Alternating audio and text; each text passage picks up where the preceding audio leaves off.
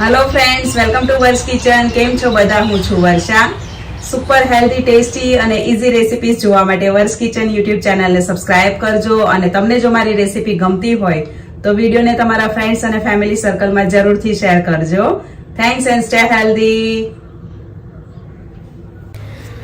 આજે આપણે એકદમ ચટપટા સ્વાદવાળી નવી રીતે વ્રત અને ઉપવાસમાં ખાઈ શકાય તેવી બટાટાની ફરાળી સૂકી ભાજી બનાવશું. 2 વ્યક્તિને સૌ થાય તેટલી બનશે. તો અત્યારે મેં 2 મોટી સાઈઝના બટાટા લીધા છે. તેને આ રીતે 2 કટ આપીને એક ચીરો આ રીતે પાડવાનો છેલ્લે સુધી, થોડો છેલ્લે બાકી રહી જાય તે રીતે. એટલે બટેટા એકદમ સરસ રીતે બફાશે અને સાવ ગળી જાય ને એકદમ જ માવો થઈ જાય એવા પણ નહીં બફાય. 1 ગ્લાસ જેટલું પાણી અને સ્વાદ પ્રમાણે 1/2 ટીસ્પૂન જેટલું નમક નાખવું અને મીડિયમ ગેસની ફ્લેમ પર 4 થી 5 વિસલ વાગે ત્યાં સુધી બફાવા દેવાનું છે. નવા બટાટા છે એટલે બફાતા વાર લાગશે. અને મારું નાનું કુકર છે એટલે 5 થી 6 વિસલ વાગે ત્યાં સુધી મેં તેને બફાવા દીધું છે. હવે 1 ટુકડો આદુ અને 2 લીલી મરચી મીડિયમ તીખી છે તેને વાટી લેવાનું છે. જો બહુ તીખી મરચી હોય તો એક જ લેવી, અને બાળકો માટે બનાવતા હોય તો મરચાના 2 ટુકડા કરીને વઘારમાં નાખી દેવાના, એટલે ભાજી બહુ તીખી પણ ન થાય અને સ્વાદ પણ આવી જાય. કુકર સાવ ઠંડુ પડી જાય એટલે આપણે ખોલીને ચેક કર્યું તો બટાટા એકદમ સરસ બફાઈ ગયા છે અને આખા પણ રહ્યા છે. ગરમ ગરમ હોય ત્યારે જ બટાટાની છાલ ઉતારી લેવાની, તો એકદમ સરળતાથી છાલ નીકળી જાય છે. અને નાનપણમાં કોને કોને યાદ છે કે આપણે આ રીતે ચાકુમાં બટાટું પરોવીને છાલ ઉતારતા હતા. મમ્મી આપણને વધારે પ્રમાણમાં બટાટા હોય તો આ રીતે બટાટાની છાલ ઉતારવા બેસાડી દેતા હતા, એવું મને યાદ છે નાનપણનું. અને આપણે બાફેલા બટેટા પણ ગરમ ગરમ ખાઈ પણ જતા હતા. મમ્મી કિલો બટાટાની સૂકી ભાજી બનાવવાની હોય ને તો 1.5 કિલો અડધો કિલો એક્સ્ટ્રા બટેટા બાફવામાં નાખતી, કે અમે છાલ ઉતારતા ઉતારતા બટાટા ખાઈ પણ જતા હતા. અને નવા બટેટા છે એટલે નાના નાના પીસીસ કરવાના છે, એકદમ ઝીણા ટુકડામાં સમારવાનું, તો પણ તે કડક જ રહેશે. જો જૂના બટેટા હોય ને તો 3 જ સીટીમાં બફાઈ જશે અને તેના મોટા મોટા ટુકડા રાખવાના, જેથી કરીને ભાજી બની ગયા પછી સાવ જ ગળી ન જાય, માવા જેવું ન થઈ જાય અને ટુકડા બટેટાના છે તે આખા પણ રહે. અને નવા બટેટા છે એટલે નાના નાના ટુકડામાં સમારવાનું છે. હવે એક જાડી કઢાઈને ગેસ પર મૂકીશું. ગેસની ફ્લેમ સાવ ધીમી રાખવાની છે અને 2 થી 2.5 ટેબલ સ્પૂન જેટલું તેલ ગરમ કરવા મૂકવું. શીંગ તેલ લીધું છે કેમ કે આપણે ફરાળી સૂકી ભાજી બનાવી રહ્યા છીએ.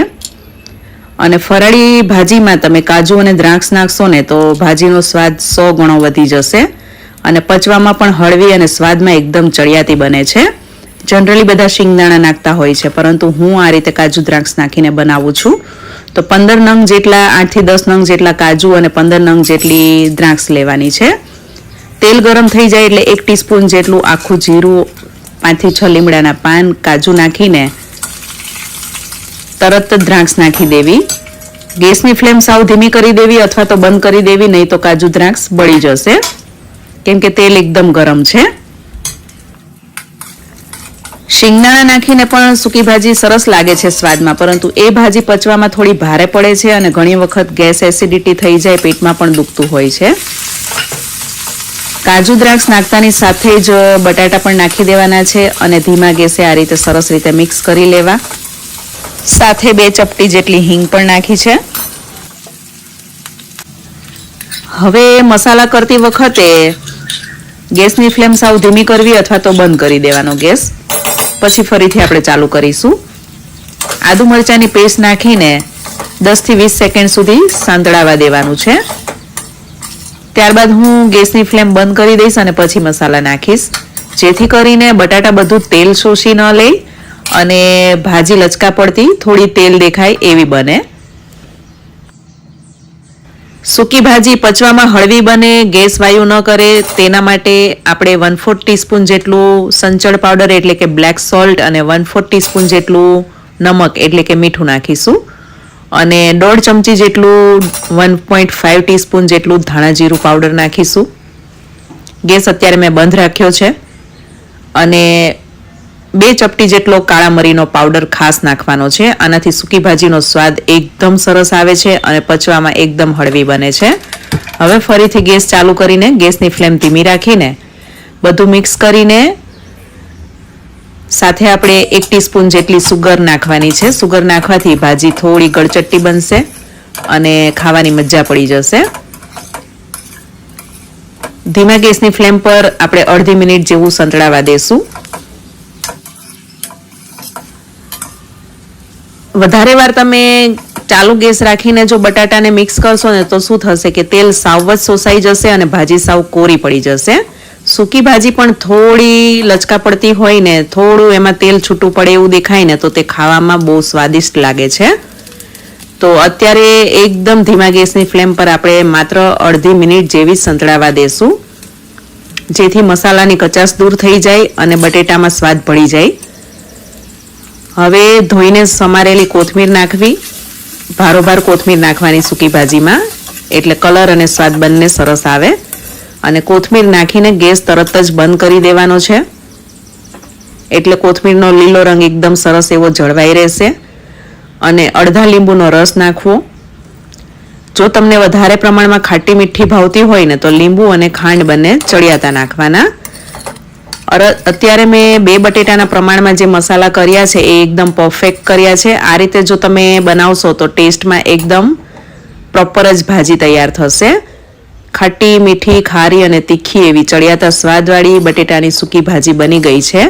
તો છેલ્લે આપણે તેમાં 2 ટેબલસ્પૂન જેટલા દાડમના દાણા પણ નાખીશું, જેથી દાડમના દાણાનો અને સૂકી દ્રાક્ષનો જે ગળચટ્ટો સ્વાદ આવે છે લીંબુની ખટાશ સાથે એ બહુ જ સરસ એવો આવે છે.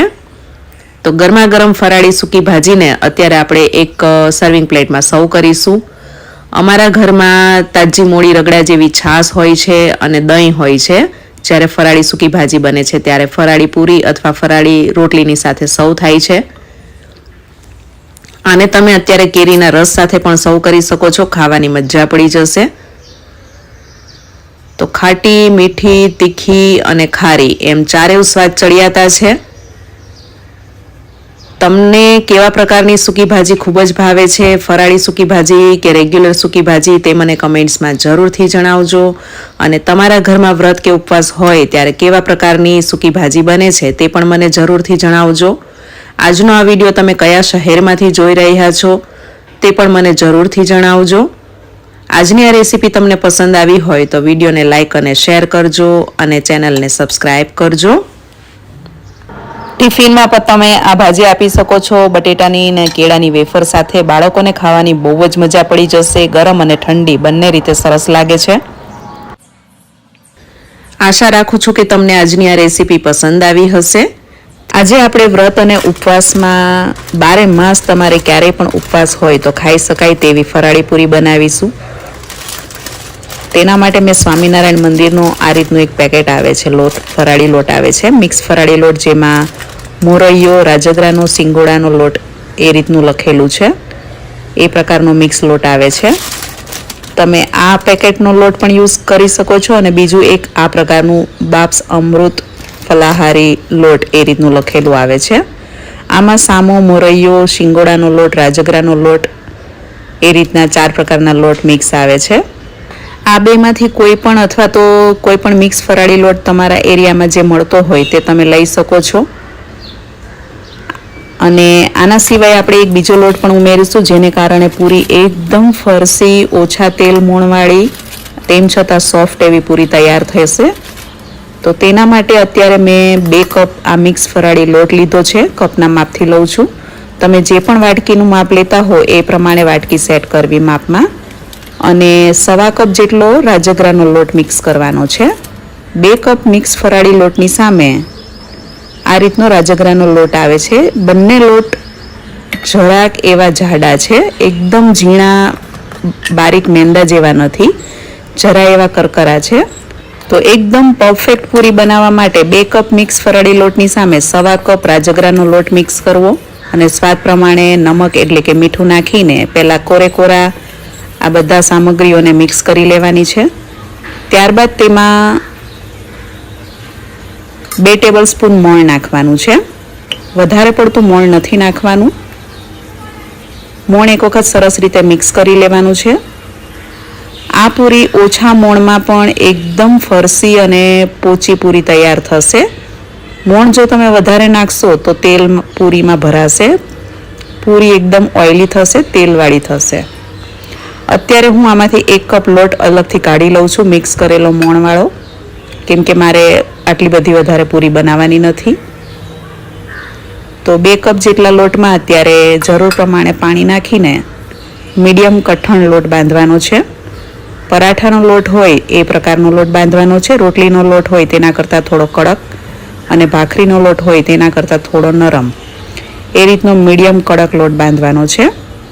એટલે પૂરી વણતી વખતે અટામણની જરૂર ન પડે અને એકદમ સરસ રીતે પૂરી વણાય. તો આ રીતે મીડિયમ કઠણ લોટ બાંધી લેવાનો છે. 2 મિનિટ તેને કેળવીને આ રીતનો લોટ હોવો જોઈએ, નહીં નરમ કે નહીં વધારે કઠણ. આપણે તેને 5 મિનિટ ઢાંકીને રહેવા દઈશું. 5 મિનિટ બાદ તેમાં 2 ચમચી જેટલું તેલ નાખીને સરસ રીતે કેળવી લેવાનો છે. અને ફરાળી પૂરી બનાવી રહ્યા છીએ તો આમાં મેં શીંગ તેલનો ઉપયોગ કર્યો છે.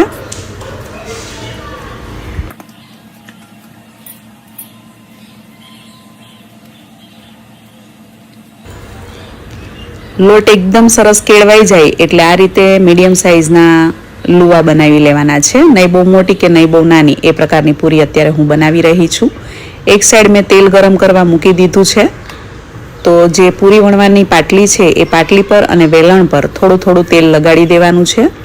પૂરી આપણે સિંગ તેલમાં જ તળીશું, જેથી ફરાળમાં ખાઈ શકાય અને સ્વાદ અને સુગંધ એકદમ ચડિયાતી તૈયાર થાય. આ રીતે તેલ લગાડેલી વેલણ પાટલી હશે એટલે પૂરી એકદમ સરળતાથી વણાઈ જશે અને બહુ પતલી પણ નહીં અને જાડી પણ નહીં, એ પ્રકારની પૂરી મેં અત્યારે વણી છે. બહુ પતલી પૂરી વણશો તો થોડી કડક તૈયાર થશે પૂરી, અને થોડી જાડી રાખશો તો એ પૂરી ફરસી બનશે. અને વણવામાં એકદમ સરળતાથી વણાઈ જાય છે, બિલકુલ અટામણની જરૂર નથી પડતી. અટામણ વગર જ વણવાની છે. અને લોટ આ રીતનો મીડિયમ કઠણ રાખ્યો છે મેં, જુઓ તમે. એકદમ સરળતાથી વણાઈ પણ જશે અને તેની કિનારીઓ ફાટતી પણ નથી, રાજગરાનો લોટ નાખ્યો છે તેમ છતાં. તો એકદમ પરફેક્ટ પૂરી બનાવવા માટે પરફેક્ટ માપ છે. 2 કપ ફરાળી લોટની સામે, મિક્સ ફરાળી લોટની સામે 1.25 કપ રાજગરાનો લોટ મિક્સ કરવાનો છે. તેલ એકદમ સરસ ગરમ થઈ જાય ત્યારબાદ ગેસની ફ્લેમ થોડી ધીમી કરીને તેમાં પૂરી તળવા માટે નાખી દેવી અને ફરીથી મીડિયમ ફ્લેમ રાખી દેવાની છે. પૂરી મૂકતી વખતે તેલની ગેસની ફ્લેમ થોડી તમે ધીમી કરશો એટલે હાથ નહીં દાજે. અને પૂરી મૂક્યા બાદ ગેસની ફ્લેમ મીડિયમ કરી દેવાની, જેથી પૂરી એકદમ સરસ ગુલાબી તળાય. પર્સનલી મને વ્હાઈટ પૂરી કરતાં થોડી બ્રાઉનિશ પૂરી વધારે પસંદ છે, જે ખાવામાં મીઠી લાગે છે અને થોડી ક્રિસ્પી પણ તૈયાર થશે. તમને એકદમ પોચી પૂરી ભાવતી હોય તો આ રીતે લાલ નહીં થવા દેવાની, સફેદ પૂરીને જ ઉતારી લેવાની, તો એ પૂરી થોડી પોચી તૈયાર થશે. અને આ પૂરી થોડી ફરસી અને પોચી એ રીતની તૈયાર થશે.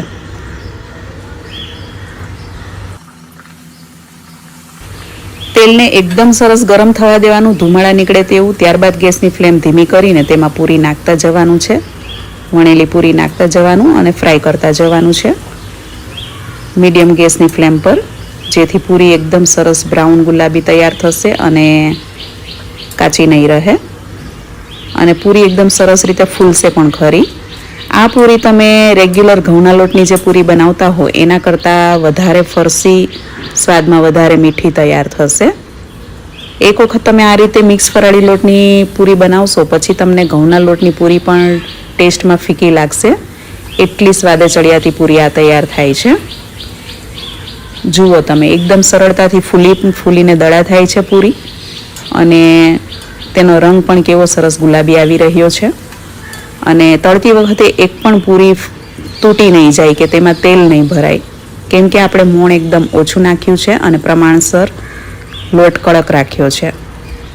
બહુ ઢીલો લોટ હશે તો પણ પૂરી ફૂટી જશે તળતી વખતે, અને બહુ કઠણ લોટ હશે તો પણ તળતી વખતે તે ફૂટી જશે અને તેમાં તેલ ભરાશે.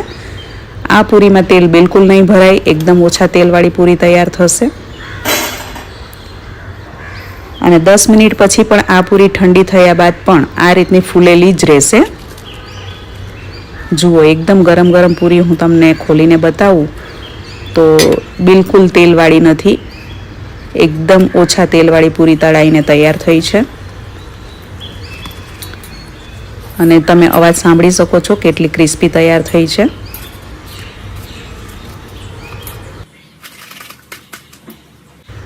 તો એકદમ ઉપરથી ક્રિસ્પી અને અંદરથી એકદમ પોચી એવી તેલ ભરાયા વગરની કોરી કોરી પૂરી તળાઈને તૈયાર છે.